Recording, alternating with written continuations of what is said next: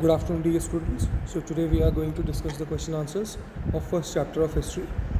Okay, this is just a revision part. Okay, so what is the first question? Uh, what is history? Okay, so history is defined as the study of past events. Correct? History को हम क्या बोलते हैं? History होती है past event के बारे में जो हम स्टडी करते हैं. पहले कौन कौन सी चीज़ें हुई हमारे आज से पहले जितनी भी चीज़ें हुई अगर हम उनके बारे में स्टडी करेंगे that is called history.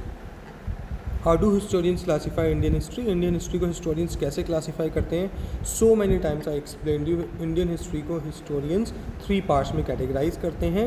Ancient history which you have studied in class 6th, medieval history which you have studied in class 7th, and modern history which you are studying right now in this class. Well, the next question, what do you understand by the term Renaissance?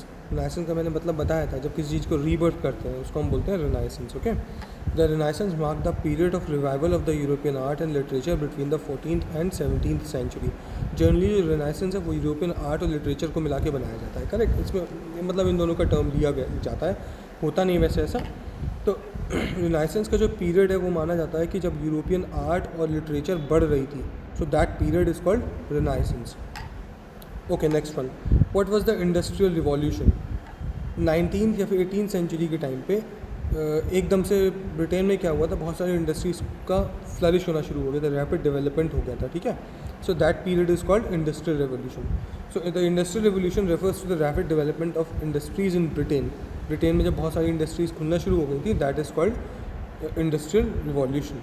Okay, जिसमें काफ़ी सारी machines बनी, उससे क्या हुआ, ये help हुई कि प्रोडक्शन बहुत ज़्यादा बढ़ गया चीज़ों का, और जो कॉस्ट थी चीज़ों की वो कम होना शुरू हो गई. Next, how does the study of architecture help us reconstructing the history of the modern period in India?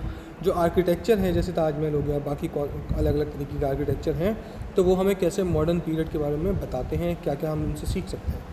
The architectural structure of the modern period of India reflective of British influence. अगर हम modern period की बात करें, उस time पे जो architectures बने हुए हैं, ओके, जैसे छत्रपति शिवाजी टर्मिनस हो गया, विक्टोरिया मेमोरियल हो गया, राष्ट्रपति भवन हो गया, तो ये सारे के सारे किससे इन्फ्लुएंस हैं? ये ब्रिटिश इन्फ्लुएंस है सारे के सारे. आप देखिए ब्रिटिश, अगर ब्रिटेन में जाएंगे तो वहाँ की जो मीनारें होती हैं, जो स्ट्रक्चर होते हैं, उनसे बहुत रिलेट करते हैं ये वाले structures. So, official buildings such as Rashtrapati Bhavan, Parliament House and other architectural structures like India Gate hold testimony to the British rule in India.